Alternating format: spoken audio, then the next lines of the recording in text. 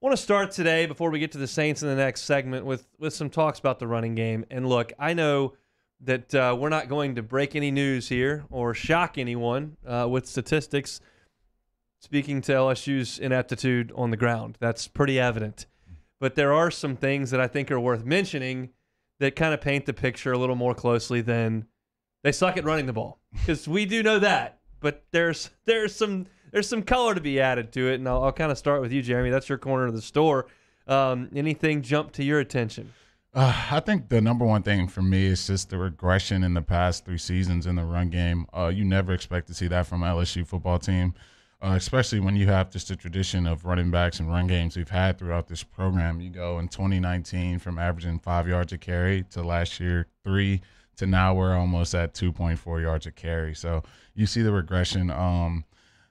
Man, we've been trying to point a finger to it, rather it's guys rotating around the offensive line. That wasn't the case last week. It was a lot of guys who played in a lot of football games last year and a lot of guys who had a ton of experience playing in SEC football games. So you would say it's not the veteran leadership, but we got a ton of veteran guys on that offensive line. So I'm not exactly sure why it's just been regressing so poorly, but if we want to have any success this season, we're going to have to change it around because you're just going to be climbing an uphill battle when you go into some of these games with no run game.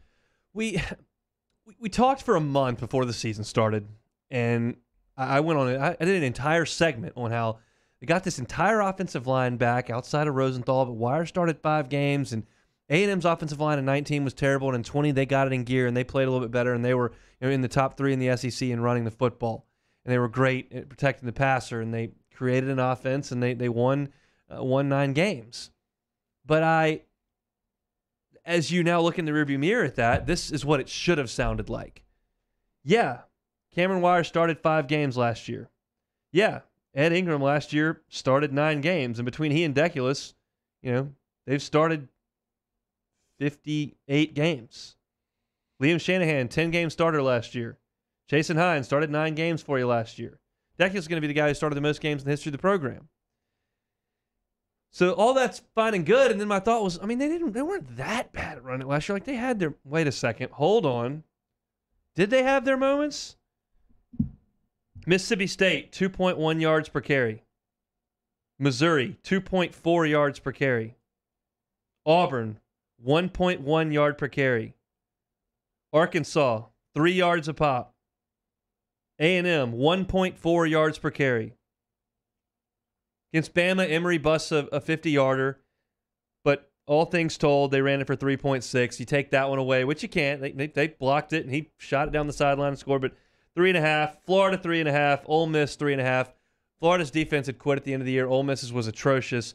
They did run the ball exceptionally well against South Carolina. 54 carries for 276, 5 yards a carry. They ran it exceptionally well against Vanderbilt. 5 yards a carry, 161 yards. Those 2 programs were so embarrassed they fired their coach.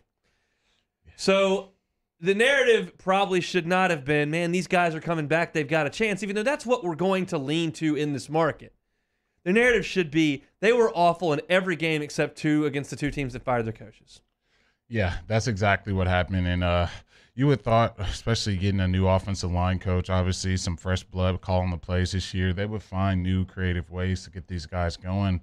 And you would think Coach Davis would have these guys, rolling on all cylinders by this point, but it's just not been the case. And you got to see it rear its ugly head game after game after game, because just the numbers that last week, I just can't wrap my head around 26 carries for 11 yards. Like, man, you're just wasting plays at that point as an offense. And as sad as it sounds, we're going to look a lot like Mississippi State this season, just having to pass the ball down and down again. You only rushed the ball 2 times in the fourth quarter.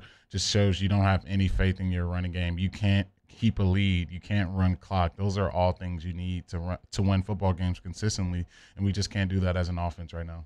This year, 1.3 yards a carry against Auburn, 2.3 against Mississippi State, 1.96 against UCLA, then 3.5 in your 2 run-and-win non-conference games there. This startled me a little bit when I looked at this stat.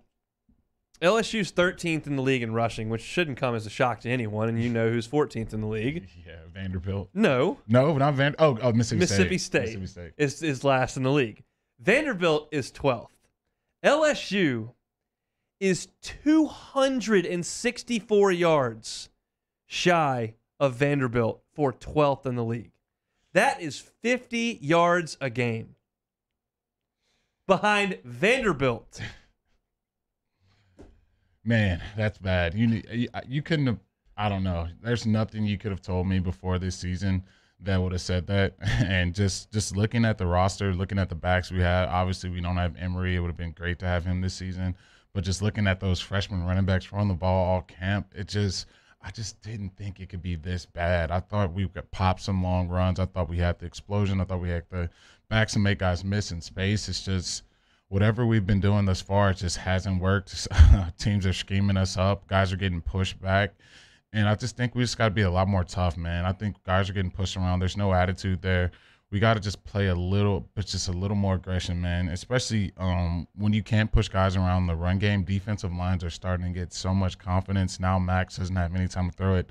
In the pass game, we're just getting bull rushed a lot of times, and we're not holding down the A gap. So, man, we're going to need a big jump in this offensive line play if we want to get this season turned around at any point. Okay, this is something we talked about a lot, but and this is something I don't know anything about. But I did see the play that Auburn designed at the end there with that motion one way and pitched it back the other way, and they sprung that thing for 40-something yards. It doesn't appear to me, to the very untrained eye, that LSU is exceptionally creative in the run game. Now, I realize there are things you can do with the ball. There are things you can do up front with the offensive line. There are things you can do with motion, pre-snap, personnel. There's a lot of things you can do, some of which I won't be able to identify. You certainly can. Is there some creativity that is lacking in the running game? Yeah, I would say that, especially to this point, you see whatever you run in your stock plays. Every offensive coordinator has their stock 4 or 5 run plays that they love to get to. They'll change the formations up, change the personnel, but for the most part, you have your 4 or 5 run plays. Right now, we run a lot of duo, a lot of inside zone, a lot of off tackle, and then we run a little counter play. But I think for me, I think we should probably start getting these guys in 3-point stance. Just let them fire off the ball. We do everything from a 2-point stance. Defensive lines are pushing us around. Maybe we get in some pistol. Maybe we do some more trick plays. Maybe we do some end around stuff. Maybe some more design quarterback run stuff.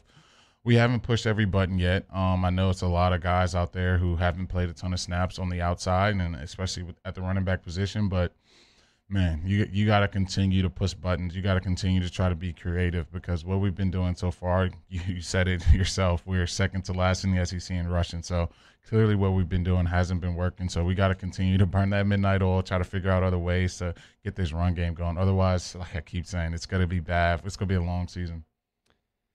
Yeah, I mean, the run game sure is. LSU's still been very much in the 2 SEC games they've played and won one of them and didn't win the other one. So it's not as if they can't compete. And that's something we talked about yesterday is they do have every opportunity to be competitive against some of the teams in this league. You throw the Alabama game out. Unfortunately, that's just the reality of the situation. Nobody likes to hear that around this town.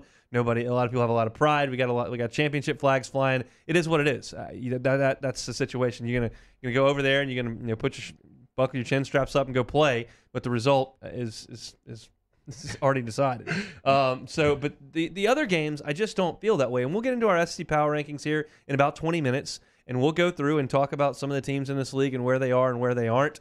We'll see how much you've shuffled things up and where mine tends to sit. But there's still a lot of solid parts of this team. But, man, if you just dive into some of these numbers, they'll blow you back. It's amazing. And again, it wasn't a shock for me to come on here and say they're not very good at running the ball, but being 50 yards a game worse than Vanderbilt and 260 yards behind them for the season and back there with Mississippi State, and now you run the ball for less yards to carry than Mississippi State. It's hard to imagine. It really is.